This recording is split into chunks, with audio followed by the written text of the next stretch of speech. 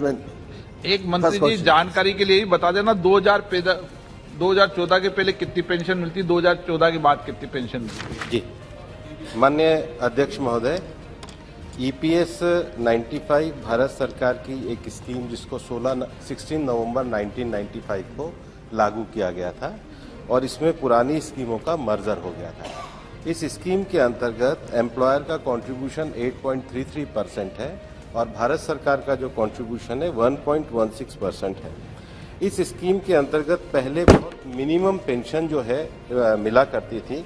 जो इसका फार्मूला है वो pensionable service into pensionable salary, उसको 70 से डिवाइड करने के बाद इसका फार्मूला बनता है। पहले बहुत माननीय अध्यक्ष महोदय, मुझे बताते हुए भी अच्छा नहीं लगता, लेकिन पहले काफी कम मिलती थी और काफी सारे संघों की ये मांग थी।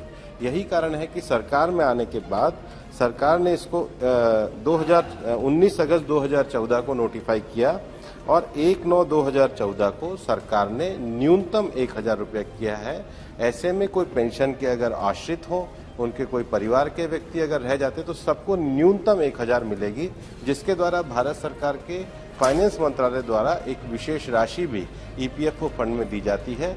ये पेंशन जो है ये जो कर्मचारी हैं उनके द्वारा दिए गए उनके द्वारा अंशदान के न जोड़कर उनके जो मालिक और केंद्र सरकार के द्वारा दिए गए अंशदान से बनती है। अतएव जो उसका बीमा का फार्मूला है वो प्राप्त अंशदान के आधार पर ही ईपीएफओ निर्धारित करता है। वर्तमान में यही स्थिति। Honourable member supplementary. Sir, if the amount is not distributed in the proper time, whether it will be given with interest, number one. Sir, another question, it has been recently reported that a Ukraine-based cyber security researcher and journalist has claimed that about 288 million personal records containing the full name, bank account number and nominee information of the employees, pension scheme EPS holders of the EPFO have been exposed online before being taken off the internet. I think if it is true, it's a very serious issue which requires to be investigated and raise serious questions regarding this effectiveness of the system of EPFO to protect the user data. I would like to know from the Honorable Minister whether it is true and what are the steps taken by the government, whether any investigation is done and what is the result of the investigation. माननीय अध्यक्ष महोदय, 2 प्रश्न पूछे गए हैं। पहला कि EPFO fund के द्वारा और हमारी सरकार के द्वारा डाटा के प्रोटेक्शन के लिए क्या किया जा रहा है।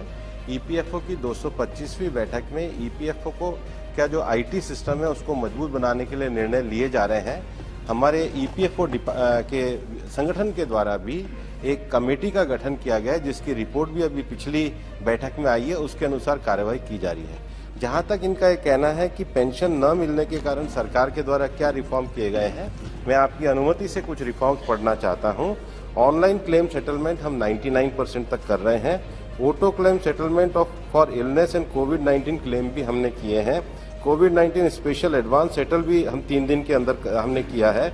मल्टी लोकेशन क्लेम सेटलमेंट का भी क्विक डिस्पोजल के लिए हमने पूरी स्थिति बनाई है।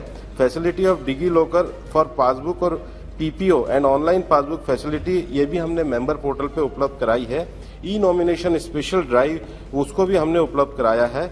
उमंग और खास करके जो शिकायत आती हैं जिसको पीएम ग्रीवेंस के माध्यम से हमने ईपीएफआई जीएमएस और उमंग ऐप के साथ जोड़ा है। लगभग 3000 के करीब शिकायतें आती हैं। उसका विश्लेषण सीपीएफसी द्वारा किया जाता है और एक मासिक स्तर पर मेरे स्तर पर भी बैठक के माध्यम से किया जाता है ताकि हम उसका कर सकें।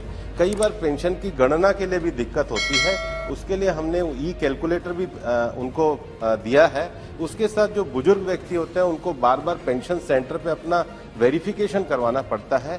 पिछली बैठक में हमने निर्णय पास किया जिसमें हमने फेस वेरिफिकेशन को भी अलाउ किया है ताकि पेंशन प्राप्त करने वालों को सुविधाजनक रूप से पेंशन मिल सके।